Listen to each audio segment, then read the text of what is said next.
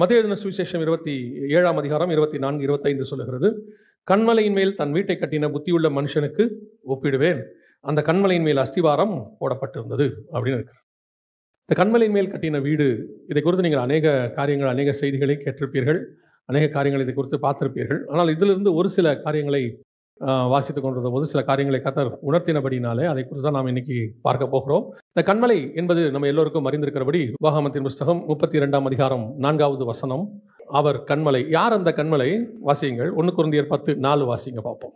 எல்லோரும் ஒரே ஞானபானத்தை குடித்தார்கள், எப்படி எனில் ஞான கண்மலையின் தண்ணீரை குடித்தார்கள், அந்த கண்மலை கிறிஸ்துவே. அப்படி என்றால் வசனம் தெளிவாய் சொல்லுகிறது, ஒவ்வொரு ஆகமங்களும் கர்த்தர் தன்னை ஒவ்வொரு விதமாக வெளிப்படுத்துவார். அதாவது ஆதி ஆகமத்தில் சொல்லும் பொழுது அந்த சந்ததி கிறிஸ்துவே அப்படின்பார். யாத்ராகமத்தில் சொல்லும் போது அந்த கண்மலை கிறிஸ்துவே அப்படின்பார். ஒவ்வொன்றுத்துக்கும் ஒவ்வொரு இடத்துல ஆண்டவர் தன்னை உருவகப்படுத்தி கொண்டே வருவார். அதில் நமக்கு அந்த காரியம் விவரமாக சொல்லப்படுகிறது, அந்த கண்மலை கிறிஸ்துவே.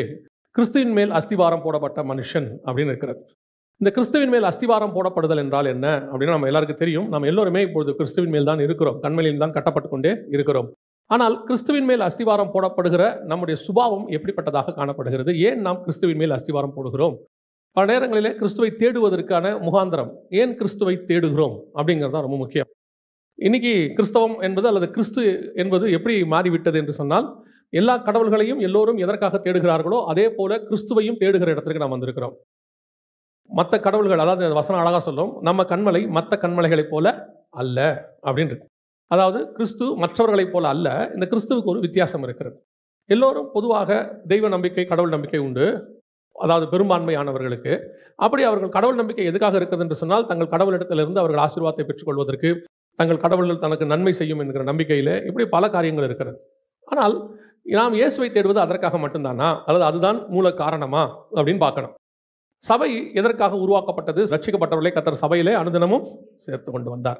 எதற்காக சபையில் நீங்கள் சேர்க்கப்பட்டீர்கள்? கிறிஸ்துவை ஏன் தேடுகிறீர்கள்? கிறிஸ்துவின் மேல் அஸ்திவாரம் போடப்படுகிறீர்கள். தொடர்ந்து ஒவ்வொரு வாரமும் இந்த மாதிரி ஆண்டவரை தேடிக்கிட்டே இருக்கிறீங்களே, என்ன நோக்கத்துக்காக, என்ன காரணத்துக்காக அப்படின்னு கேட்டிங்கன்னா, ஒரு 25 வருஷத்துக்கு முன்னாடி இருந்த சபையினுடைய காலகட்டமும் இப்பொழுது இருக்கிற சபையின் காலகட்டமும் மாறி இருக்கிறது. இன்னும் சொல்ல போனால் 2000 வருஷமாக சபை இருக்கிறது. இந்த 2000 வருஷமாக சபையினுடைய காலகட்டத்தை நீங்கள் பார்த்துக்கிட்டே வந்தீங்கன்னா ஒரு மாற்றம் அடைஞ்சிக்கிட்டே வரும். முதல் நூற்றாண்டில் 100வது வருஷம் வரைக்கும் நீங்கள் பார்த்தீங்கன்னா சபை அப்படி ஒரு வைராக்கியம், விசுவாசத்தில் இருந்துச்சாம். அதாவது அப்போஸ்தலர் காலங்கள் முடிகிற வரைக்கும் எவ்வளவு சபையானது கிறிஸ்துவுக்குள்ளாக வைராக்கியமாய், அதுதான் உலகம் முழுக்கும் ஸ்தாபிக்கப்பட்ட காலம். அன்னைக்கு யாருமே நீங்கள் பார்த்தீங்கன்னா இன்னைக்கு நாம கிறிஸ்துவை தேடுகிறது போல அவங்க தேடவே இல்லை. கிறிஸ்துவை இன்னைக்கு நம்ம எதுக்கு தேடிக்கிட்டு இருக்கிறோமோ அந்த ஒரு காரணத்துக்காக அவர்கள் தேடவே இல்லை கிறிஸ்துவை. ஒரு ரீசனுக்கு கூட தேடலை. இன்னைக்கு சபைக்குள்ள உட்காந்துருக்கிற நம்ம அத்தனை பேரையும் கேட்டிங்கன்னா ஏன் இயேசுவை அப்படின்னு கேட்டால் 95% மக்களுக்கு உலக பிரகாரமான காரணம் தான் இருக்குது. அது எது வேணாலும் இருக்கலாம். அது வீடோ, வேலையோ, அல்லது ஆஸ்தியோ, சம்பாத்தியமோ, கல்யாணமோ, குழந்தையோ, ஏதோ ஒன்று இருக்குது, நல்ல சுகபலனோ ஏதோ ஒன்று இருக்கிறது. ஆனால் நீங்கள் முதல் நூற்றாண்டு அந்த 1st செஞ்சுரி வரைக்கும் தேடி பார்த்தீங்கன்னா அப்போஸ்தலர்கள் யாருமே அதுக்காக தேடினார்கள் என்று சொல்லப்படவில்லை. ஒரு ரீசன் கூட இல்லை. அதுவும் நியூ டெஸ்ட்மென்ட் அந்த புக்கு எழுதப்பட்ட எந்த ஒரு புஸ்தகத்திலும் அப்படி இல்லவே இல்லை. சரி, அதுக்கப்புறம் வந்த 333 வரைக்கும் சபையின் காலத்தை பார்த்தீங்கன்னா மகா உபத்திரவம்னு சொல்கிறாங்க, ட்ரிபுலேஷன் பீரியட் அப்படிங்கிறாங்க. அந்த காலகட்டத்தில் கூட சபை அவ்வளவு வைராக்கியமாக நின்றுச்சான். 333க்கு பிறகு தான் 1500 வரைக்கும், ஏறக்குறைய ஒரு 1200 வருஷம் சபை சோரம் போன காலம். உலக பிரகாரமாக ஆசீர்வாதங்களுக்கு பின்னாடி போய் சபையெல்லாம் ஒரு ஆடம்பரமாக மாட மாளிகைகளாக மாறிடுச்சு. அதற்கு பிறகு மார்ட்டின் லூத்தருக்கு பிறகு ஒரு ரிஃபர்மேஷன் அப்படின்னு சொல்லுவாங்க, சீர்திருத்தம். கொஞ்சம் சபை கொஞ்சம் சீர்திருத்தம் அடைய ஆரம்பிச்சிச்சு. ஆனால் 1906க்கு பிறகுதான் அசுசா ஸ்ட்ரீட் எழுப்புதல்னு சொல்லுவாங்க. அதற்கு பிறகுதான் சபையானது மிகப்பெரிய அளவில் ஆவிக்குரிய மீட்சி வந்தது. ஆனால் இப்போ திருப்பி 1906லேருந்து இந்த 2024 குறிப்பாக இந்த 120 வருஷம் கழிச்சு, அதாவது ஒரு 2000வது காலங்கள் கழிச்சு பார்த்தீங்கன்னு சொன்னால் சபை மிக மோசமான இடத்துக்கு போயிடுச்சு. மிக மோசமான இடம். அதாவது எப்படி அந்த 333லேருந்து 1500க்குள்ள சபை இருந்துச்சோ அதே இடத்துக்கு சர்ச் வந்துருச்சு. ஆடம்பரம், மாட மாளிகைகள். இன்னைக்கு சபையினுடைய விஷனே மாறிடுச்சு. சபையினுடைய விஷன் மாறினதுனால சபைக்குள்ளே இருக்கிற விசுவாசிகளுடைய விஷனும் மாறிடுச்சு. உங்களை அப்படி மாற்றிட்டாங்கன்னு நான் சொல்லுவேன். நீங்கள் மாறலை, உங்களை அப்படி மாற்றிட்டாங்க. ஏன் அப்படின்னு சொன்னால் உங்களை மாற்றினா தான் அவங்க மாற முடியும், அவ்வளோதான், வேறு விஷயமே இல்லை. இப்போ சபை எந்த இடத்தில் இருக்கிறது? ஏன் நான் கிறிஸ்துவை தேடுகிறேன்? சபையில் நான் கிறிஸ்துவை தேடுவதற்கான நோக்கம் என்ன அப்படின்னு பார்த்தீங்கன்னு சொன்னால், இந்த கண்மலையின் மேல் நான் கட்டப்பட்டு அஸ்திவாரம் போடப்படணும். கிறிஸ்துவின் மேலே, அவர் மேலே தான் நான் கட்டப்பட்டு இருக்கணும். ஆனால் இந்த கண்மலையை அவங்க எப்படி எப்படிலாம் பயன்படுத்துகிறாங்கன்றது தான் ரொம்ப ஆச்சரியமாக இருக்குது. கிறிஸ்துவை இன்னைக்கு ஒரு ஆசீர்வாதமான கடவுளாக மாற்றிட்டாங்க. இன்னைக்கு எப்படி பார்த்தீங்கன்னா பணக்கார கடவுள்களில் ஒன்றாக கிறிஸ்துவை மாற்றி கொண்டிருக்கிறார்கள். இன்னும் சொல்ல போனால் பணக்கார பண்டிகைகள் ஒன்றாக கிறிஸ்மஸ் எல்லா கிறிஸ்டியன் பண்டிகைகளும் மாறிக்கிட்டே இருக்கிறது. அதனுடைய விளைவு என்ன? சபை தேவனை விட்டு தூரம் போகிறது. அதை பற்றி நம்ம கடைசியாக பார்க்கலாம். அப்போ இந்த கண்மலையை, இந்த கிறிஸ்துவை நாம் எதற்காக பயன்படுத்துகிறோம், இதனுடைய நோக்கம் என்னவாக இருக்கிறது அப்படின்னு தான் நம்ம இப்போ பார்க்க போகிறோம். நாம் அப்படி இருக்கக்கூடாது அப்படிங்கிறது தான் இன்னைக்கு செய்தியை. மிக முக்கியமாக ஆண்டவர் சில நெகட்டிவான கேரக்டர்ஸையும் பைபிளில் கொடுத்து வச்சிருக்கிறாரு. சில பரிசுத்தவான்களுடைய நெகட்டிவ் கேரக்டர்ஸையும் ஏன் கொடுத்துருக்கிறாரு, ஹேபிட்ஸை ஏன் கொடுத்துருக்கிறாருன்னா நாம் அந்த மாதிரி செய்யக்கூடாது என்பதற்காகத்தான், வேற எதற்காகவுமே இல்லை. முதலாவதாக வாசிங்க, மத்தேயு எழுதின சுவிசேஷம் 17ஆம் அதிகாரம் 3-4 வசனங்களை வாசிங்க. அப்பொழுது மோசேயும் எலியாவும் அவர்களோடு கூட பேசுகிறவர்களாக அவர்களுக்கு காணப்பட்டார்கள். அப்பொழுது பேதுரு இயேசுவை நோக்கி, ஆண்டவரே, நாம் இங்கே இருக்கிறது நல்லது. உமக்கு சித்தமானால் இங்கே உமக்கு ஒரு கூடாரமும், மோசேக்கு ஒரு கூடாரமும், எலியாவுக்கு ஒரு கூடாரமுமாக 3 கூடாரங்களை போடுவோம் என்றான். இயேசு இவங்களை கூட்டிட்டு போன நோக்கம் என்ன? மலைக்கு மேல 12 பேரை இருக்கிறதுலயே 3 பேரை பிரதானமாக கூட்டிட்டு போறார். பிரதானமாக கூட்டிட்டு போய் அவர் ஒரு மிக முக்கியமான ஒரு தரிசனத்தை காட்டுகிறார். இந்த மருவ மலையினுடைய தரிசனம் என்பது ஏதோ நம்ம சும்மா சாதாரணமாக மருவ மலையில மருவமாக்கி காட்டினாரு அப்படிங்கிறது இல்லை.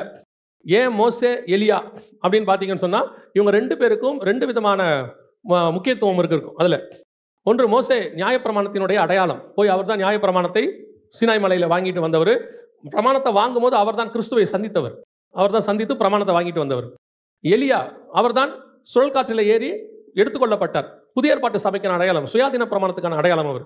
நியாய பிரமாணமும் சுயாதீன பிரமாணமும் இவர் மத்தியஸ்தர். 2த்துக்கும் யார் மத்தியஸ்தரா இருக்கிறார்? இயேசு தான் மத்தியஸ்தர். இந்த 3 பேரும் அங்கே மீட் பண்றாங்க. ஏன் இந்த 3 பேரும் மீட் பண்ண போறாங்க அப்படின்னா, அடுத்து வரப்போறது புதிய எருசலேம் கூறிய காரியங்கள்.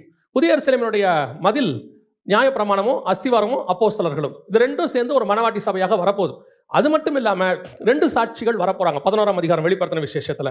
அந்த 2 சாட்சிகள் மோசேயும் எலியாவும் இருக்க நிறைய வாய்ப்பு இருக்கிறது. இப்படி ஒரு மிகப்பெரிய ஹெவன்லி பிளான், பரலோகத்தினுடைய திட்டங்களையும் ஒரு மிகப்பெரியதான தேவனுடையதான காரியங்களையும் உள்ளடக்கியது தான் அந்த மருவமலையினுடைய அனுபவம். இன்னும் சொல்ல போனா, நீங்க வெளிப்படுத்தின விசேஷத்துல 6ஆம் அதிகாரம் 15ஆம் வசனத்துல கண்மலையிலும் மலையிலும் ஒளிந்து கொண்டார்கள்னு இருக்கும்.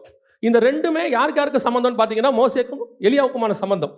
கண்மலையில போய் ஒதுங்கினது மோசே, புகைக்குள்ள மலையில போய் ஒதுங்கினது எலியா. இந்த 2 பேரும் அங்க வராங்க. மிகப்பெரியதான ஒரு ஹெவன்லி பிளான்.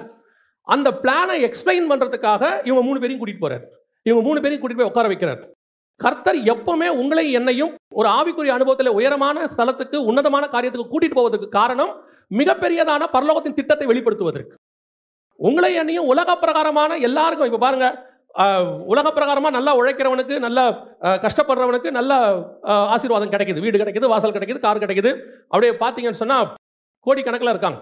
அதே காரியத்தை பெற்றுக்கொள்வதற்கு தான் உங்களையும் கண்மலைக்கு மேல கூட்டிட்டு போறாருன்னு நீங்க நினைப்பீர்களானால் நம்ம எவ்வளவு பரிதாபிக்கப்பட்டவர்கள் பாருங்க. இவர் ஒரு மிகப்பெரியதான மெகா பிளான் அழகா கூட்டிட்டு போய் அடுத்து நடக்கக்கூடிய காரியங்களை அங்க சொல்றாரு. அது மட்டும் இல்ல, இந்த 3 பேருக்கு நடுவுல பரலோகம் வேற இன்டர்ஃபர் ஆகுது. இவர் என்னுடைய நேசகுமாரன், இவரில் நான் பிரியமாயிருக்கு, இவருக்கு செவி கொடுங்கள். அவ்வளோ பெரியதான ஒரு ஹெவன்லி பிளான் அங்கே எக்ஸிக்யூட் ஆகுது.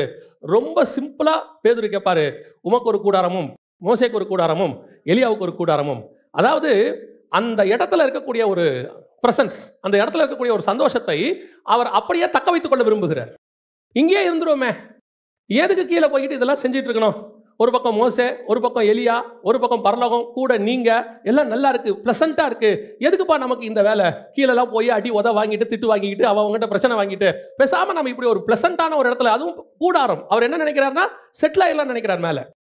மேல ஒரு கூடாரத்தை போட்டு உட்காந்துருவோம். அதுவும் தனித்தனி கூடாரம் 3 பேருக்கும். யோசித்து பாருங்க. இவர் யாருன்னு கேட்டீங்கன்னா, யார்? இயேசு கிறிஸ்து யாருன்னு கேட்டீங்கன்னா, மனுஷகுமாரனுக்கோ தலை சாய்க்க இடம் இல்லைங்கிறவர். அவருக்கே இவர் ரெடி பண்ணி கொடுக்குறாரு கூடாரம். பல நேரத்தில் ரொம்ப ஆச்சரியமா இருக்கும். பைபிளை நீங்க வாசித்து பார்த்தீங்கன்னா, இயேசு கிறிஸ்து இந்த படகுல அக்கறைக்கு போயிட்டு இருப்பாரு. இவங்க எல்லாம் படகு ஓட்டிகிட்டு இருப்பாங்க. இயேசுநாதர் படுத்து தூங்கிட்டு இருப்பாரு. எனக்கு அதில் ரொம்ப ஆச்சரியமான ஒரு விஷயம் என்னன்னு கேட்டிங்கன்னா, எங்கேயுமே இருக்காது, அது ஒரு இடத்துல மட்டும் இருக்கும். அவர் தலையணை வைத்து தூங்கி கொண்டிருந்தாருன்னு இருக்கும். இயேசு கிறிஸ்துவே தலை சாய்க்க இடம் இல்லைங்கிறவர். பல நேரங்களில் நாம் ஆவிக்குரிய வாழ்க்கையில் வளரும் பொழுது, கர்த்தர் நம்மளை ஊழியத்தில் உயர்த்தும் பொழுது, அல்லது நம்முடைய ஆண்டவரை ஏற்றுக்கொண்டது நிமித்தம் நமக்கு ஒரு உயர்வு வரும்போது, நாம் என்ன நினைக்கிறோம்? அங்கேயே அப்படியே கூடாரம் போட்டு செட்டில் ஆயிரணும்னு நினைக்கிறோம். அப்படியே இருந்தால் நல்லா இருக்குமே, இப்படியே நல்லா போயிட்டு இருக்கு, இப்படியே இருக்கட்டுமே அப்படின்னு நமக்கு ஒரு எண்ணம். ஆண்டவர் சொல்றாரு, நான் உன்னை இந்த இடத்துக்கு கூட்டிட்டு வந்தது எதுக்காக? செட்டில் ஆகிறதுக்காக இல்லை. ஒரு சிலர்லாம் கேட்கும்போது ஒரு சாட்சி சொல்லுவாங்க. ஆரம்பத்தில் அந்த சாட்சி எனக்கு கூட சரியாக பட்டுச்சு, ஆனால் அப்புறம் பார்த்தா அந்த சாட்சியில் ஏதோ ஒரு மிஸ்டேக் இருக்கிறதாக எனக்கு தோணுச்சு. என்னன்னா, நாங்கள் எல்லாவற்றையும் விட்டு கிறிஸ்துவுக்காக வந்தோம். ஆரம்பத்தில் எல்லாத்தையும் ஆண்டவருக்காக விட்டுட்டோம். இன்னைக்கு ஆண்டவர் எங்களுக்கு எல்லாம் கொடுத்துருக்கிறாரு அப்படிங்கிறாங்க. அப்ப இந்த சாட்சி சரியா இருக்குமானால், ஒருவேளை இந்த சாட்சி சரியா இருக்குமானால், நிறைய ஆண்டவர் யாருக்கு கொடுத்துருக்கணும்? ஃபர்ஸ்ட் பைபிள்ல பவுலுக்கு தான் கொடுத்துருக்கணும், சீஷர்களுக்கு தான் கொடுத்துருக்கணும். அவங்க தானே எல்லாவற்றையும் விட்டு வந்தாங்க. பவுல் விட்டதை ஒருத்தர் கமெண்ட்ரி, ஒரு புக் இருக்கு, அவர் எழுதியிருக்கிறார், பவுல் எவ்வளவு விட்டுட்டு வந்திருக்கலாம் அப்படின்னு சொல்லி. ஏன்னா அவர் கமாலியல் பாதத்தில் படிச்சிருக்கிறாரு. போதாததுக்கு அவர் டூயல் சிட்டிசன், அதாவது ரோமருக்கும் யூதர்களுக்கும் சிட்டிசனாக இருந்திருக்கிறாரு. பத்தாவதுக்கு அவர் போய் கேட்டால் நிருபங்களை எழுதி கொடுக்குற அளவுக்கு ஒரு ஸ்டேட்டஸ்ல இருந்திருக்கிறாரு. இப்படி ஒரு ஸ்டேட்டஸ்ல இருக்கக்கூடிய ஆள் என்னவா இருந்திருக்கலாம் அன்னைக்கு இஸ்ரவேல்ல அப்படின்னு கேட்டிங்கன்னா, இந்த ரோம அஃபிஷியல்ஸ் கவர்னர்ஸ்லாம் இருக்காங்களே, அதுக்கு அடுத்த லெவலில் இருக்கணும், கவர்மெண்ட் லெவலில் பெரிய லெவலில் இருந்திருக்கணும். அப்போ அதை வச்சுக்கிட்டு அந்த கமெண்ட்ரியில் எழுதுறாரு, பவுல் விட்டமும் நஷ்டமும் குப்பையும் என்று சொன்னது இன்னைக்கு அளவுக்கு குறைஞ்சபட்சத்துக்கு கணக்கு பார்த்தா ஒரு 10,000 கோடியாவது இருக்கும் அப்படின்னு. எவ்வளவு நஷ்டமும் குப்பையும் என்று விட்டேன் அவர் சொன்னது ஒரு 10,000 கோடி. இப்போ எல்லாவற்றையும் விட்டு வந்த பவுலுக்கு அப்போ ஆண்டவர் எவ்வளவு கொடுத்துருக்கணும்? குறைஞ்சபட்சம் 1000 மடங்கு கொடுத்தாருன்னா 2 மடங்கு ஆசீர்வதிச்சாலும் கூட 20,000 கோடியாவது கொடுத்துருக்கணும். அப்ப ஏன் கொடுக்கல? அவர் ஏன் சொல்றாரு? பசியோ பஞ்சமோ நிர்வாணமோ நாசமோசமோ பட்டயமோ, அவர் தானே சொல்றாரு எல்லா இடங்களிலும் நெருக்கப்படுகிறோம், நாங்க பயந்துருக்கிறேங்கிறார் சொல்லும் பொழுது. அப்ப விட்டுட்டு வந்ததுனால கர்த்தர் எனக்கு கொடுக்குறாருன்னா இவங்கெல்லாம் ஃபர்ஸ்ட் எல்லாத்தையும் வாங்கியிருக்கணும். அதே பவுல் தான் பிலிப்பியருக்கு எழுதும்போது சொல்றாரு, நம்ம ஐஸ்வரன் ஆக்கும்படி அவர் அப்படின்னு சொன்னோன்னே அந்த வசனத்தை எடுத்துக்கிட்டு நம்மளை பணக்காரன் ஆக்கிறதுக்கு அவர் தரித்திரர் ஆனார், நம்மளை பணக்காரன் ஆகிறதுக்கு அவர் ஏன் தரித்திரர் ஆகணும்? அவர் பணக்காரனா இருந்தே ஆசீர்வச்சிடலாமே. ஆபிரகாம் ஐஸ்வரன் ஆக்கிட்டாரு, அதுக்கு அவர் என்ன கஷ்டப்பட்டு தரித்திரராய் ஐஸ்வரன் ஆக்கினாரு? இல்லதானே, செல்வச்சீமானா இருந்தான். ஈசாக்கு வர வர பலத்து ஐஸ்வர்யவன் ஆனான், அதுக்கு அவர் என்ன தரித்திரமாய் ஐஸ்வர்யமாக்கினாரு?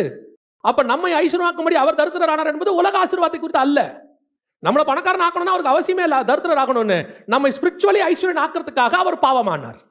அப்பனா இன்னைக்கு நாம எதை எங்கேயோ ஒரு மிஸ்டேக் செஞ்சு கொண்டே இருக்கிறோம். கர்த்தர் உயர்த்தி கொண்டு வரும்பொழுது ஆண்டவர் எனக்கு எல்லாத்தையும் கொடுத்தாரு, நான் இழந்ததுக்காக கொடுத்தாரு, இழந்ததுக்காக கொடுத்தாரு அப்படின்னா அப்ப ஆண்டவர் கொடுத்தது அதுக்காக அல்ல, கொடுத்திருக்கிறார் ஆண்டவர். நான் இழந்ததுக்காக கர்த்தர் எனக்கு கொடுக்கவில்லை, நான் இழப்பதற்காக கர்த்தர் எனக்கு அதை கொடுத்திருக்கிறார். ஆண்டவர் எதுக்கு கொடுத்தாரு? ஊழியத்துல கொண்டு வரும்போது ஒண்ணும் இல்லாம வரும்போது கர்த்தர் ஆசீர்வதிச்சு கையில பணத்தை கொடுக்குறாரு. இல்லன்னு சொல்ல எதுக்கு கொடுக்குறாரு தெரியுமா? ஐயோ நீ எல்லாத்தையும் விட்டுட்டு வந்துட்ட வெச்சுக்கோப்பா, அது கொடுக்கல. ஒண்ணும் இல்லாத போதே எனக்கு நீ இவ்வளவு செஞ்சியே, நான் இவ்வளத்தையும் கொடுக்குறேன், நீ இன்னும் எனக்கு எவ்வளவு செய்வேன்னு சொல்லி தான் கர்த்தர் நம்பி கொடுக்குறாரு. ஆண்டவர் கொடுக்குறது அதான் காரணம். எத்தனை ஊழியக்காரர்களை எடுத்துக்கொள்ளுங்க, எத்தனை ஆவிக்குறர்களை எடுத்துக்கொள்ளுங்க, தங்களுக்கு இல்லாமையில அவ்வளவு கஷ்டத்துல கர்த்தர் கொண்டு கொடுக்குறவங்களா இருக்கிறாங்க. பல நேரங்களிலே கர்த்தர் எதுக்கு தெரியுமா? அந்த குறை உள்ளவர்கள் கூட, கொஞ்சமா இருக்கிறவங்க கூட தங்களுக்கு கர்த்தர் கொடுக்கறதுல உண்மையா இருக்கிறார்கள். கர்த்தர் ஏன் அப்படிப்பட்டவங்களை இன்னும் ஆசீர்வதிக்கிறார் தெரியுமா? அவன் கொடுத்தான்றதுக்காக இல்ல, அவன் இவ்வளவுலயே இவ்வளவு கொடுத்தானே, இன்னும் எவ்வளவு கொடுத்தாலும் அவன் தேவனுக்கு என்று ஊழியம் செய்வான். எத்தனை பேர் இன்னும் அவன் போஷிப்பான். அதுதான் கர்த்தர் உங்களை மலைக்கு மேல கூட்டிட்டு போற அனுபவம். எதுக்கு? கூடாரம் போட்டு செட்டில் ஆகிறதுக்கு இல்ல, அங்கே கொடுக்கப்படுகிற பொக்கிஷத்தை கீழே கொண்டு வா. அதனால தான் ஆண்டவர் சொல்வாரு, நான் மனுஷகுமாரன் ஒப்பு கொடுக்கிற வரைக்கும் இதை சொல்லாதீங்கன்னு அர்த்தம். அதை அப்படியே ஆப்போசிட்டா யோசிச்சு பாருங்க, என்னை ஒப்பு கொடுத்த பிறகு இதெல்லாம் போய் சொல்லுங்கன்னு அர்த்தம். நான் சிலுவையில் அறையப்படுற வரைக்கும் இதை சொல்லாதன்னு சொன்னார்னா அதுக்கு என்ன அர்த்தம்னா அதுக்கப்புறம் சொல்லுன்னு அர்த்தம். அதுக்கு இன்னொரு ஆங்கிள், அதுக்கப்புறம் சொல்லு.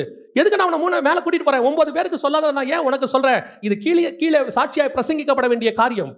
ஒரு நாள் சொல்ல, இப்ப மத்தியா எழுதியிருக்கிறார் 17. அப்ப இந்த காரியத்தை யார் மத்தியாவுக்கு சொல்லியிருப்பா? அவர் மேல போல 3 பேர்ல அவர் இல்ல. அப்ப யார் சொல்லியிருக்கணும்? இந்த 3 பேர்ல யாரோ ஒருத்தவங்க சொல்லியிருக்கணும். கண்டிப்பாக சொன்னதுனால தான் நமக்கு அது என்னவா வந்திருக்குது? மறுரூபை பத்தின விஷயத்தை இதுவும் லூக்காலையும் வருது, மார்க்லையும் வருது. அது எதுக்காக வருது அப்படின்னு கேட்டீங்கன்னு சொன்னா அது வந்து சொல்லப்படுவதற்காக தான் ஆண்டவர் சொன்னார் மேல. இவங்க என்ன பண்ணிட்டாங்க? இதை கீழே கொண்டு போற இஷ்டமே இல்லை அவங்களுக்கு.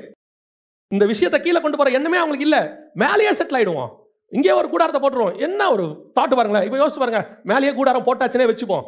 பேதுருடைய தாட் என்ன? அதுக்கப்புறம் கீழே போக வேண்டாம், அப்புறம் சாப்பாடு வேண்டாம், ஒன்றும் பிரச்சனை இல்லை, இவ்வளோ வருது வானத்துலேருந்து, மண்ணாவும் வந்துடும், எல்லாம் வந்துடும். பிரைஸ் தி லார்ட், ஹல்லேலூயா, நிம்மதியாக ஸ்தோத்திரம் பண்ணிக்கிட்டு அதில் வேற ஒரு பெருமையாக சொல்லுவோம், மேலே எப்படி இருந்துச்சு தெரியுமா, சூப்பராக இருந்துச்சு தெரியுமா, கீழே வரவே இஷ்டம் இல்லை. நீ எல்லாம் வரவே வராதீங்க. பவுல் எவ்வளவு உன்னதமான அனுபவத்துக்கு போனாலும் அவர் திருப்பி சொல்ற வார்த்தை என்ன தெரியுமா? நான் இருப்பது உங்களுக்கு பிரயோஜனமாக இருக்கும். எனக்கு போகணுன்ற ஆசை எனக்கு இருக்கு, ஆனா நான் இருந்தா உங்களுக்கு பிரயோஜனமா இருக்குமே. எனக்கு வேலையே இருக்குன்னு எவ்வளவு என்ன இருந்தாலும் சரி, எனக்கு கீழே ஒரு வேலை வைக்கப்பட்டிருக்கிறது, அந்த வேலையை செஞ்சு முடிச்சுட்டு தான் நான் மேலே போவேன். இன்னைக்கு நிறைய பேர் தங்களுக்கு கொடுக்கப்பட்ட ஆவிக்குரிய ஆசீர்வாதத்தை அப்படியே செட்டில் ஆயிடணும்னு நினைக்கிறாங்க. ஒரு காலத்தில் இவர்களாம் நம்பி கொடுக்கப்பட்டவர்கள் தான், இவங்கெல்லாம் கர்த்தருக்காக உண்மையா இருந்தவங்க தான், கர்த்தருக்காக வந்து எல்லாத்தையும் இழந்துட்டு வந்தவங்க தான். இவங்களுக்கு தான் ஒன்று தோணுது, எல்லாவற்றையும் விட்டு வந்தோமே. அவன் தான் கேட்பான் 19ஆம் அதிகாரத்தில் ஆண்டவரை பார்த்து, எல்லாவற்றையும் விட்டு வந்தோமே எங்களுக்கு என்ன கிடைக்கும்? ஏன்னா இவன் 17ஆம் அதிகாரத்தில் முடிவு பண்ணிட்டான், எல்லாத்தையும் விட்டு வந்துட்டோம், இப்போ இந்த மலைக்கு மேலே வந்துட்டோம், செட்டில் ஆயிட்டோம், நல்லா இருக்கும், இல்லைன்ட்டாரு, கீழே போன்ட்டாரு. இப்போ திருப்பி கேட்குறான், எல்லாவற்றையும் விட்டு வந்தோமே என்ன கிடைக்கும்? ஒரு கூட்டம் இப்படியா இருக்கு. கிறிஸ்துவையே கொடுத்தாச்சு, கிறிஸ்து கூடவே வந்துட்டார், அவரையே தந்தவர் மற்ற எல்லாவற்றையும் அருளாது இருப்பது எப்படி? கூட நின்று பார்க்கறான் எல்லாத்தையும். அந்த ஸ்பிரிச்சுவல் மெச்சூரிட்டி, அதை தானே சொல்ல வரேன். இன்னும் அவர்கள் பரிசுத்தாவியை பெறாதனால அவரை நீங்க அப்படி கேட்டாங்க. பரிசுத்தாவியை பெற்ற கூட்டமும் இன்னைக்கு அப்படிதான் கேட்குது. நான் இப்போ சொல்றேன், இந்த என்ன கிடைக்கும் என்ன கிடைக்குங்கிற ஆளு கடைசி வரைக்கும் என்ன கிடைக்கும் கேட்டுக்கிட்டே தான் இருக்கும், கிடைக்காது. நீங்க பாட்டு போயிட்டே இருங்க. ஆண்டவரே எனக்கு நீங்க போதும்னு போங்க. உங்களுக்கு என்ன தேவையோ அதை பரலோகம் கொண்டு வந்து கொடுப்பதற்கு போதுமானதாக இருக்கு. எனக்கு தெரிஞ்சு நான் ஆண்டவரை ஏற்றுக்கொண்டு ஒரு 32 வருஷம் ஆகுது. இந்த 32 வருஷத்துல நான் சொல்றேன், அவருடைய கை இருக்கு பாருங்க, குறுகவே இல்லை. அவர் கிள்ளி கொடுத்தா கூட நமக்கு அள்ளி கொடுத்தா மாதிரி அவர் கை அவ்வளவு பெருசு. அவர் சும்மா கேட்டாலே காடையை 2 பக்கமா அள்ளி விட்டுருவார். அவர் சும்மா மண்ணா கேட்டா 40 வருஷத்துக்கு கொடுத்துருவார். தண்ணி கேட்டோம்னா ஒரு ஊத்து உள்ள கண்மலையா கொண்டாந்து முன்னாடி நிறுத்திடுவார். எப்ப வேணுமோ குடிச்சுக்கிடான்ருவார். அப்போ இவ்வளவும் கொடுத்தது ஆண்டவர் தானே. இன்னும் கேட்கறது, இன்னும் ஆண்டவர் என்ன நினைக்கிறாரு? நீ அதெல்லாம் விட்டுட்டு வந்து முதல்ல உட்காரு. நான் உங்ககிட்ட வேற சில காரியங்களை பேச விரும்புகிறேன். நான் உன்னை மலைக்கு மேல கூட்டிட்டு வந்தது எதுக்காக என்று சொன்னால், கூடாரத்தை போட்டு செட்டில் ஆகிறதுக்காக அல்ல. கூடாரத்திலிருந்து தாண்டி அதுக்கு மேல ஒரு சத்தம் கேட்குது பார்.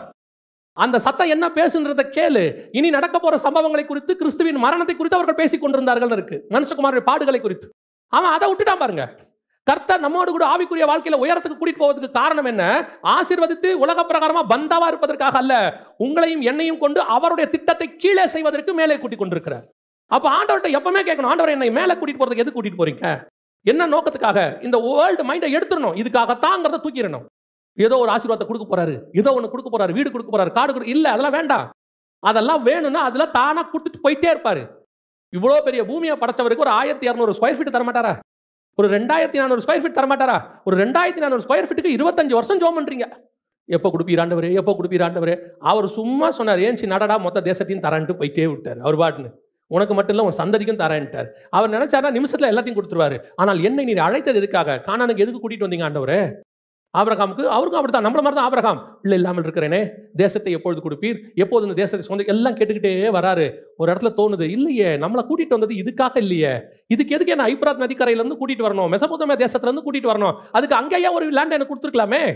அப்ப கூட்டிட்டு வந்தது வேற எதற்காகவோ? வசனம் சொல்லுது, எபிரேயருக்கு நிருபம் 11ஆம் அதிகாரத்துல, அவன் அதை அல்ல அதிலும் மேன்மையான பரமதேசத்தை நாடினார். அப்பதான் அவனுக்கு புரியுது, இவ்வளவு தூரம் என்ன கூட்டிட்டு வந்தது காரணம் இந்த தேசத்தை. இஸ்ரவேல் தேசம் உலகத்திலேயே சின்னது.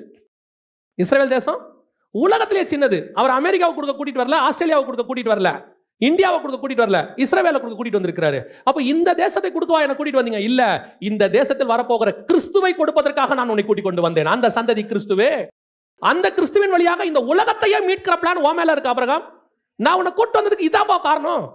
என்ன காரணம்? எதுக்கு நான் ஏன் இயேசுகிட்ட வந்தீங்க? நாங்க ரொம்ப கஷ்டப்பட்டு இருந்தோம், ஆண்டவர் எங்களை ஆசீர்வதிச்சு இன்னைக்கு வீடு கொடுத்திருக்கிறார். இதுக்கு தானே அவங்களை கூட்டிட்டு வந்தாரு.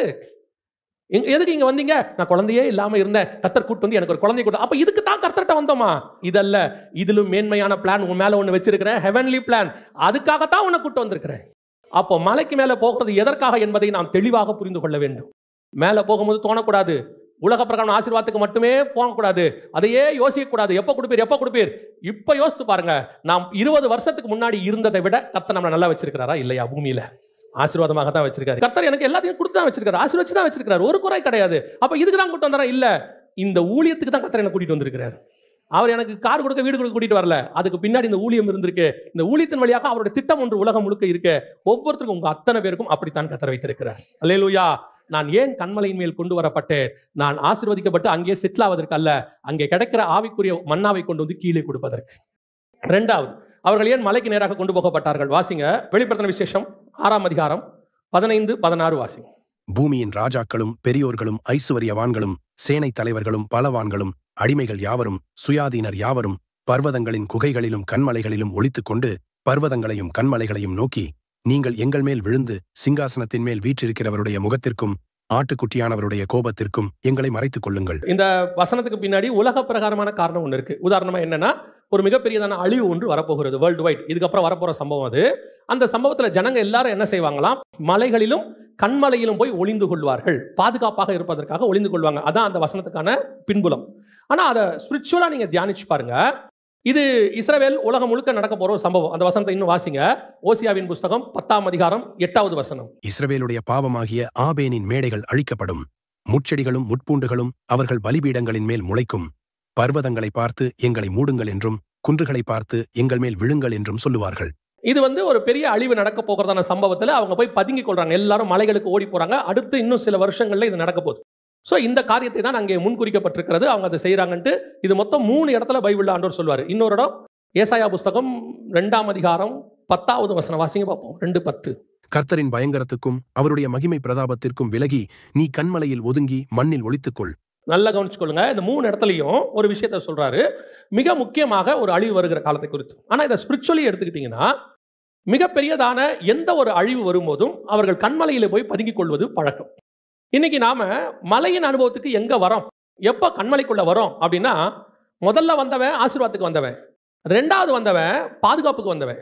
எப்ப பிரச்சனை வருதோ அப்பெல்லாம் இவன் பயங்கர ஸ்பிரிச்சுவல் ஆயிடுவான். எப்பப்பெல்லாம் ப்ராப்ளம் வருதோ அப்பப்பெல்லாம் பயங்கரமா ஆண்டவர்கிட்ட வந்துருவாங்க. அப்படியே ஆண்டவர்கிட்ட கதறது, கண்ணீர் விடுறது, உபவாசம் இருக்கிறது, அப்படி இருக்கிறது, இப்படி இருக்கிறது, பார்த்தீங்கன்னா பயங்கரமா அசைச்சிருவாங்க. இப்ப நினிவே ஜனங்க இருக்கிறாங்க. இவங்க காலம் முழுக்க பாவம் செஞ்சாச்சு. 40 நாள் டைம் கொடுக்குறாரு ஆண்டவர். போய் யோனாவை அனுப்புறாரு. 40 நாள்ல கண்மலைக்குள்ள வந்துட்டான் பாருங்க. அவன் 40 நாள் தான் கண்மலைக்குள்ள வந்துட்டான். 40 நாள் அவர்கள் இரவும் பகலும் புசியாமலும் குடியாமலும், ராஜால இருந்து மிருகம் வரைக்கும் தண்ணி குடிக்கலையாமா, சாப்பிடலையாமா. அப்படியே உபவாசம் இருந்து வசனம் சொல்லுது, கர்த்தர் தாம் செய்ய நினைத்ததற்கு மனஸ்தாபப்பட்டார். அவரால் அவங்க செஞ்சதை பார்த்துட்டு சொல்றாரு, 1,20,000 ஜனங்க இருக்கிறாங்கப்பா, வலது கைக்கும் இடது கைக்கும் வித்தியாசம் இல்லாத ஜனங்கப்பா. ஏன் அவன் பாவம் செஞ்சவன் தான். ஆனா அழிவுன்னு ஒண்ணு வருதுன்னு தெரிஞ்ச உடனே குடுகுடுன்னு ஓடிடுவான் மலைக்கு. பல நேரங்களிலே நாம் செய்கிற காரியங்கள் இதுதான். நல்ல ஆண்டவர் வச்சிருக்கும் போது எங்க இருக்க மாட்டோம், கண்மலைக்கு போக மாட்டோம், உன்னதமான இடத்துக்கு வரமாட்டோம், ஸ்பிரிச்சுவலி வரமாட்டோம். பிரச்சனைன்னு ஒண்ணு வரட்டும், ஓட்டானே ஓடுறது, குடுகுடுன்னு ஓடுறது, போய் கத்தி கதறி அழுது. அப்படி ஒரு கூட்டம் இருக்கு. இந்த கூட்டம் யார் தெரியுமா? பிரச்சனை வந்தாதான் ஆண்டவர்கிட்ட வருவான். பல நேரங்களில் இஸ்ரவேல் ஜனங்களை நியாயாதிபதிகளில் வாசித்து பாருங்க. அவங்களுடைய சுபாவங்கள் பாருங்க. நல்லா இருப்பாங்க. நல்லா இருக்கும்போது ஆண்டவர் விட்டு தூரம் போயிடுவாங்க. கொஞ்சம் கொஞ்சமா ஆசீர்வாதம் இருக்கும்போது போயிடுவாங்க. அப்புறம் கர்த்தர் யாரையா வந்து எச்சரிப்பு கொடுப்பாரு. எச்சரிப்பு கொடுக்கும்போது கேட்க மாட்டாங்க. அப்படியே அதெல்லாம் இல்லை அப்படி இப்படின்பாங்க. அடுத்து மீதியானர் கையில பிடிச்சி கொடுத்தார், கானானியர் கையில பிடிச்சி கொடுத்தார், பெலிஸ்தியர் கையில பிடிச்சி, இப்படி இருக்கும். இத்தனை வருஷம் கொடுத்தாரு, இத்தனை வருஷம் கொடுத்தாரு, இத்தனை வருஷம் கொடுத்தாருன்னு இருக்கும். கொடுத்த பிறகு அட்டிக்கிற அட்டில ஓடுவான் பாருங்க. திரும்பி அப்படியே ஆண்டவர்கிட்ட ஓடி வருவான். வந்து ஆண்டவரே, அவன் கூக்குரலை கேட்டு கர்த்தர் ஒரு ரட்சகனை எழுப்பினார். கிதியோன், சிம்சோன், பாராக் அப்படி எழுப்புவார். ஏன் இந்த அடி வாங்கின பிறகுதான் கண்மலைக்கு வரணும்? ஒரு குரூப் இருக்கு பாருங்க, இவன் எப்பவுமே ஏதாவது செஞ்சாதான் வருவான். அப்புறம் இவர் என்ன பண்ண வேண்டியிருக்கு? வேற வழி இல்லாம இவனை திருப்பி தேவன்கிட்ட கொண்டு வரணும்னா கீழே ஏதாவது ஒன்று நடக்க வேண்டியிருக்கு. சில ஆட்களுக்கு பிரச்சனை வந்தாதான் கண்மலை ஞாபகத்துக்கு வருது, உபத்திரம் வந்தாதான் கண்மலை ஞாபகத்துக்கு வருது. ஏன் 10 நேரங்களில் கண்மலை ஞாபகத்துக்கு வர மாட்டேங்குது? அதனால தான் ஆண்டவர் சொல்றாரு, நன்றி அறிதல் இருதயம் உள்ளவர்களாய் இருங்கள்.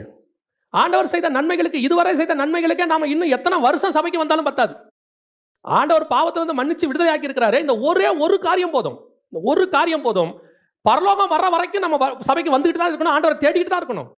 காரணம் அது ஒன்னே அவ்வளவு பெரிய ஆசீர்வாதம். உலகத்துல எத்தனையோ ஞானவான்களுக்கு, சயின்டிஸ்டுக்கு, ராஜாக்களுக்கு மறைத்த ரகசியத்தை கர்த்தர் நமக்கு சுவிசேஷத்தை வெளிப்படுத்தி இருக்கிறார். அதுவும் பைபிள் சொல்லுது, 4000 வருஷமா மறைக்கப்பட்ட அந்த சுவிசேஷத்தின் ரகசியத்தை திருச்சபைக்கு கர்த்தர் வெளிப்படுத்தி கொடுத்தாராம். அப்படின்னா நம்மளை எவ்வளவு நேசிச்சிருக்க. இந்த ஒரு காரணத்துக்காகவே, அதாவது இந்த ரட்சிப்புங்கிற அனுபவத்தை அடையிறதுக்கு ஒரு பேர் வேணும். அந்த பேர் மட்டும் தெரிஞ்சுட்டா ரட்சிக்கப்பட்டுறலான்னு பழைய ஏற்பாட்டில் அவங்களுக்கு மைண்ட்ல இருக்கு. ஏதோ ஒரு பேர் இருக்குப்பா, அந்த பேர் தெரிஞ்சுட்டா பரலோகத்துக்கு போயிடலாம். மாறி மாறி கேட்கறானுங்க, உன் பேர் என்ன, உங்க பேர் என்ன? ஒரு வயகிட்ட கூட அந்த பேரை சொல்லலையே அவரு. திருப்பி திருப்பி சொல்லிக்கிட்டே இருப்பாரு, உனக்கு என்ன, அந்த நாமத்தை நீ கேட்பானேன், இப்படி சொல்லிட்டே இருப்பாரு. ஆனா கேட்காமையே உங்களுக்கும் எனக்கும் அந்த நாமத்தை வெளிப்படுத்தி கொடுத்தாரு. எவ்வளவு பெரிய ஆசீர்வாதம். இதுக்கு நாம சாகிற வரைக்கும், பரலோகம் போகிற வரைக்கும் கர்த்தருக்கு கண்மலைக்கு பின்னாடி வந்துகிட்டே தான் இருக்கணும். ஏதாவது வந்தாதான் வருவேன், பிரச்சனை வந்தாதான் வருவேன், தேவை வந்தாதான் வருவேன், அப்படி வரணும் நீங்க முடிவு பண்ணா கர்த்தர் வேற வழி இல்லை, உங்களை அப்படித்தான் வர பண்ணுவார். நீங்க எப்பவுமே அப்படித்தான் வருவேன்னு சொன்னா வேற வழி இல்லை தானே, உங்களை வர வைக்கணுமே. ஆண்டவருக்கு தேவை நீங்கள் கண்மலைக்குள்ளே வந்து உட்கார்ந்து இருக்கணும். சோ அப்போ ஒரு கூட்டம் இருக்கு, இந்த மாதிரி ஏதாவது செஞ்சா தான் வருவேன் அப்படிங்கிற ஒரு கூட்டம் இருக்கு. இன்னொரு கூட்டம் இருக்கு, இதே மாதிரி பயந்துகிட்டு வர கூட்டம். ஆனா இதுக்கு பயந்துட்டு வர கூட்டம் இல்ல, அது வேற ஒரு பயம். வாசிங்க 1 ராஜாக்களின் புஸ்தகம் 19ஆம் அதிகாரத்துல 7வது வசனம் வாசிங்க. கர்த்தருடைய தூதன் திரும்ப 2ஆந்தரம் வந்து அவனை தட்டி எழுப்பி, எழுந்திருந்து போஜனம் பண்ணு, நீ பண்ண வேண்டிய பிரயாணம் வெகு தூரம் என்றான். அப்பொழுது அவன் எழுந்திருந்து புசித்து குடித்து அந்த போஜனத்தின் பலத்தினால் 40 நாள் இரவு பகல் ஓரேப் என்னும் தேவனுடைய பர்வதம் மட்டும் நடந்து போனான். அங்கே அவன் ஒரு கெபிக்குள் போய் தங்கினான். அங்கே போய் அவன் ஒரு கெபிக்குள் தங்கினான். எங்க போய்? தேவ பர்வதத்துக்கு, ஓரேபுக்கு போயிட்டார். தேவ பர்வதத்துக்கு போய் ஓரேபுக்கு போய் ஒரு கெபிக்குள் தங்கினான். இப்ப கர்த்தர் அவனை பார்த்து ஒரு கேள்வி கேட்கிறாரு. 9ஆம் வசனம், தங்கினான். இதோ கர்த்தருடைய வார்த்தை அவனுக்கு உண்டாகி, அவர், எலியாவே இங்கே உனக்கு என்ன காரியம், நீ ஏன் வந்து இங்க பதுங்கி இருக்கிற? இன்னொரு குரூப் இருக்கு, மலைக்குள்ள போய் பதுங்கிற குரூப். இவன் யார் தெரியுமா? அவன் உயிருக்கு பயந்து ஓடிக்கிட்டு வரவன். அதனால அவன் அங்க வரும்போது அவன் என்ன சொல்லுவாங்க, சில நேரத்தில் காரியவாதிம்பாங்க. ஏதாவது தேவைனா மட்டும் வந்துருவான், பிரச்சனைனா வந்துருவான், தேவைனா மட்டும் ஆண்டவர்கிட்ட வந்து உட்கார்றது. அவங்க ஃபர்ஸ்ட் குரூப், கண்மலை கிட்ட வர குரூப் ஃபர்ஸ்ட் குரூப்.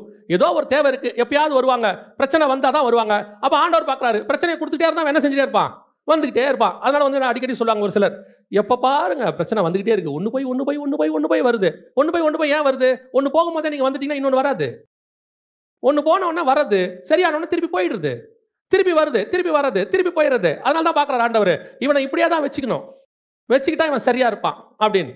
ரெண்டாவது குரூப், 1 ராஜாக்கள் 19ஆம் அதிகாரத்தில் வாசிச்சோம் பாருங்க. இவன் அப்படி பிரச்சனைக்காக அந்த ஆள் இல்ல. இவன் யார் தெரியுமா? பயங்கரமான விஷன் உள்ளவன். இவன் பயங்கரமான விஷன் உள்ளவன். இவனுக்கு ஆண்டவர் சொல்றாரு 13வது வசனத்துல, வாசிங்க பார்ப்போம். அதை எலியா கேட்டபோது தன் சால்வையினால் தன் முகத்தை மூடிக்கொண்டு வெளியே வந்து கெபியின் வாசலில் நின்றான். அப்பொழுது, இதோ எலியாவே, இங்கே உனக்கு என்ன காரியம் என்கிற சத்தம் அவனுக்கு உண்டாயிற்று. கர்த்தர் திருப்பி கேட்கிறார், உனக்கு இங்க என்ன வேலை? நீ ஏன் வந்த? நீ ஏன் கெபிக்குள்ள வர? நீ ஏன் இந்த மலைக்குள்ள வர? நீ இங்க வந்து பதுங்கிறதுக்கு என்ன காரணம்? அவன் வரானா நியாயம், ஏன்னா அவன் உயிருக்கு பயந்து வேற வழி இல்ல, ஓடி வந்துட்டான் எங்கிட்ட. சரி, ஆபத்து காலத்தில் என்னை நோக்கி கூப்பிடு அப்படின்னு சொல்லிட்டா, ஓகே ரைட், வந்துட்டு உள்ள வர வச்சாச்சு. நீ ஏன் இங்க வந்த? 15வது வசனம். அப்பொழுது கர்த்தர் அவனை பார்த்து, நீ தமஸ்குவின் வழியாய் வனாந்தரத்திற்கு திரும்பி போய் ஆசகேலை சீரியாவின் மேல் ராஜாவாக அபிஷேகம் பண்ணி, பின்பு நிம்சியின் குமாரனாகிய யெகூவை இஸ்ரவேலின் மேல் ராஜாவாக அபிஷேகம் பண்ணி, ஆபேல் மேகோலா ஊரானான சாபாத்தின் குமாரனாகிய எலிசாவை உன் ஸ்தானத்திலே தீர்க்கதரிசியாக அபிஷேகம் பண்ணு. இப்போ ராஜாக்களையும் ஆசாரியர்களையும் அபிஷேகம் பண்ண வேண்டியவனா ஆயிட்டான். மிகப்பெரிய விஷன் இவன் மேல இருக்கு. இவன் என்ன பண்ணிட்டான் தெரியுமா? விஷன் இவ்வளோ பெருசு இருக்கு, இவ்வளோ பெரிய காரியம் அவனை கொண்டு செய்ய வேண்டியிருக்கு. இப்ப இவன் கெபிக்குள்ள போய் ஒளிஞ்சுக்கிட்டான். இவன் மேல விஷன் இருக்கு, இவன் கண்டிப்பாக கர்த்தர் இவனை பயன்படுத்த போறாரு, எல்லா காரியமும் இருக்கு. ஆனா இவனுக்கு என்ன பிரச்சனை? ஏசபேல் சொன்னது காதுல விழுந்துருச்சு. ஏசபேல் சொன்ன காரியம் காதுல விழுந்துருச்சு. எங்கடா உயிரை வாங்கிடுவாங்களோ, தலை போயிடுமோ, நாளைக்கு இந்நேரம் போயிடுமோ அப்படின்னு சொல்லி உடனடியாக ஓடி எங்க போய் உட்காந்துக்கிட்டான்? கெபிக்குள்ள உட்காந்துட்டான். இப்ப பாருங்க, ஒரு விஷயத்தை நல்ல கவனிங்க. ஏசபேலுடைய வார்த்தை பவர்ஃபுல் அப்படின்னு நம்ம எடுத்துக்கிட்டோம்னா, அவன் என்ன வார்த்தை சொன்னா எலியாவை பார்த்து? நான் நாளை இந்நேரத்தில் உன் பிராணனுக்கு செய்யாதே போனால் தேவர்கள் அதற்கு சரியாகவும் அதற்கு அதிகமாகவும் எனக்கு செய்ய கடவர்கள் என்று சொல்லச் சொன்னாள். அப்ப 24 hours டைம், கரெக்ட் தானே? அதுக்கப்புறம் எலியா ஓரேபுக்கு போறதுக்கு எத்தனை நாள் ஆச்சு? 40 நாள் பிரயாணம். அவன் வனாந்தரத்துக்கு போறதுக்கு தான் 1 நாள் பிரயாணம். ஓரேபுக்கு போறதுக்கு அப்ப 40 நாள் அவன் தலை அவன்கிட்ட தானே இருக்கு. 40 நாள் அவன் தலை அவன்கிட்ட தானே இருக்கு. அப்ப ஏசபேல் வார்த்தை நிறைவேறல இல்ல? நிறைவேறாத வார்த்தைக்கு பயப்படுறான் பாருங்க. உனக்கு எதிராக சொல்லப்படுகிற வார்த்தை ஒரு நாளும் நிறைவேற போகிறது கிடையாது. உன்னை ஒழிப்பேன், அழிப்பேன், ஒழிச்சிருவேன், கட்டுக்கிறேன், அது பண்றேன், இது பண்றேன், எவன் வேணாலும் என்ன வேணாலும் சொல்லட்டும், சொன்னது ஏசபேல், அதனால அது நடக்க போகிறது கிடையாது. ஆனால் உனக்கு வாக்கு பண்ணுகிறவர் கர்த்தர், அவர் சொல்லுகிற வார்த்தை மட்டும்தான் நடக்கும். பல நேரத்தில் நம்ம மனுஷ வார்த்தைக்கு பயந்து கர்த்தர் வார்த்தையை, கர்த்தரோட விஷனை விட்டுட்டு ஓடி போய் ஒளிஞ்சிக்கிறோம். இது ஆவாதுங்க, இது நடக்காதுங்க, இது செய்ய முடியாதுங்க, வாய்ப்பே இல்லைங்க அப்படிம்பாங்க. அவன் எனக்கு ஒரு ஒரு காரியம் கர்த்தர் சொல்லி கொடுத்துருக்கிறாரு. ஒன்று, நமக்கு எதிராக ஒருத்தன் செய்ய போறேன்னு ஒன்று சொல்லிட்டானா கண்டிப்பா கர்த்தர் களம் இறங்கிட்டாருன்னு அர்த்தம். கோலியாத் வந்துட்டானா தாவீது ராஜாவாக போகிறான்னு அர்த்தம். அவ்வளவுதான். சீரியர் பாளையம் வாசல்கிட்ட வந்துடுச்சுன்னா கர்த்தர் கிரியை செய்ய போகிறாருன்னு அர்த்தம். லாசரு செத்துட்டானா கர்த்தர் எழுப்ப போறாருன்னு அர்த்தம். உனக்கு விரோதமா ஒருத்தன் பேசிட்டானா கர்த்தர் கிரியை செய்ய போறாருன்னு அர்த்தம். அப்படிதான் எடுத்துக்கணும். நம்ம எதை எடுத்துக்கிறோம்? ஏசபேல் பேசுறது எடுத்துக்கிறோம். ஏசபேல் என்ன சொன்னா? 24 hours டைம். நீ சொல்லி 40 நாள் ஆகி போச்சு போன்றோம். நீ உன் கணக்குப்படி 24 மணி நேரத்தில் தடை எடுக்கலன்னா உன் தேவர்கள் அதுக்கு சரியா செய்வாங்க தானே? நீ எடுக்கல, உன் தேவர்கள் உனக்கு செய்யட்டும் போ. என் தேவன் எனக்கு செய்யறத பார். அதுதான் இங்கே கண்மலைக்குள்ள வந்து நிறைய பேர் இப்ப பதுங்கிட்டு உட்காந்துருக்கு. பல நேரங்களில் கர்த்தர் உங்களுக்கு விஷன் வச்சிருக்கிறார், தரிசனம் வச்சிருக்கிறார். எதிர்கால பயம், எதை பத்தின சில காரியங்களை குறித்த பயம் கொண்டு போய் ஒரு சேஃப் ஜோன்ல உட்காந்துக்கிறது. பல கூட்டம் அப்படி உட்காந்துட்டு இருக்கு. சேஃப் ஜோன் கொஞ்சம் கூட ரிஸ்க் எடுக்காது, யோசிக்காது. ஒரு விஷயத்தை மட்டும் நல்லா தெரிஞ்சுக்கொள்ளுங்க. தண்ணி மேல நடக்கணும்னு கர்த்தர் சொல்லிட்டாருன்னா தைரியமா இறங்கி நடங்க. ஏன்னா நடக்க பண்ணுகிற தேவன் ஒருத்தர் அங்கே நின்று கொண்டு இருக்கிறார். எனக்கு ஆண்டவர் சொல்லி கொடுத்தது. ஒருவேளை என்னால நடக்க முடியல, நான் கொஞ்சம் தத்தளிச்சு உள்ளே போறேன்னு சொன்னாலும் தூக்குகிற தேவன் அங்கேயே நின்று கொண்டு இருக்கிறார். இல்லைங்க எனக்கு வேணாம், இறங்கி பார்த்தேன், எனக்கு பழக்கம் இல்லை, நான் திரும்பி போட்டுக்கு போயிடுறேன்னா சரின்னு சொல்லி உன் கூட அதே போட்ல வருகிற தேவனும் அங்கே தான் இருக்கிறார். அப்புறம் எதுக்கு பயம்? நடக்கிறதுக்கு எதுக்கு பயம்? ஓடி போய் கெபிக்குள்ள உட்காந்துக்கிறது. நிறைய பேருடைய விஷன் இன்னும் நடக்காம இருக்கு தெரியுமா உங்களுக்கு? உங்க மேல கர்த்தர் வச்ச பல திட்டங்கள் நடக்காம இருக்கிறதுக்கு அதான் காரணம். தைரியம் கிடையாது, இறங்கி போறது கிடையாது. என்னங்க ஆகும்? ஒரு வேலையை விட்டுட்டு வர சொல்லுங்க, 1008 கேள்வி. இவங்களை பொறுத்த வரைக்கும் எல்லாம் ஒரு சேஃப் ஜோன்.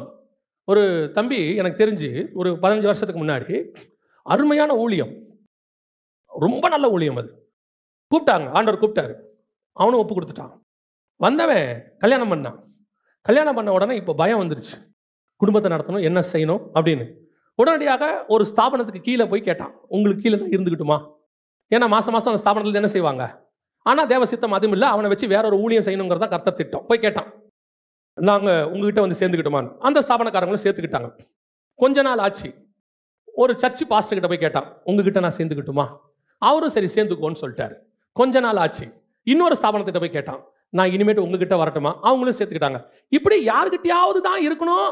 என்ன காரணம்னு பார்த்தீங்கன்னா, அவனுக்கு மாசம் மாசம் அவனுக்கு என்ன வரணும், ஒரு அமௌண்ட் பேங்க்ல விழணும். அது எவ்வளவு விழுது வேற விஷயம், அது உள்ள ஒரு லைஃப் செட்டில் பண்ணிக்கணும், அதோட குடும்பத்தை நடத்தணும். இதை கேட்டா உலக பிரகாரமா ஞானமா தெரியும், ஆமா கரெக்ட் தான். அதுக்குள்ள ஒரு பட்ஜெட் போட்டு, அது விசுவாசத்துக்கு எதிரி.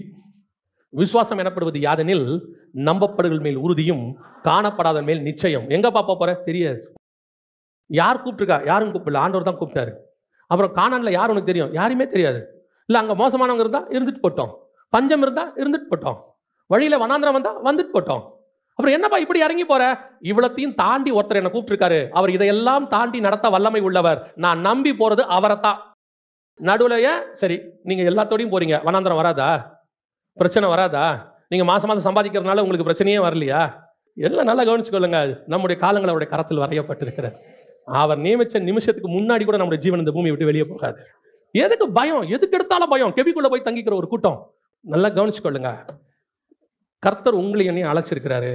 உங்க உடம்புல வியாதி வந்துருச்சுன்னா கூட அதுக்கான அறிகுறியை கொடுக்கறதுக்கு எல்லாத்தையும் நம்ம உடம்புலயே பண்ணி வச்சிருக்கிறார்.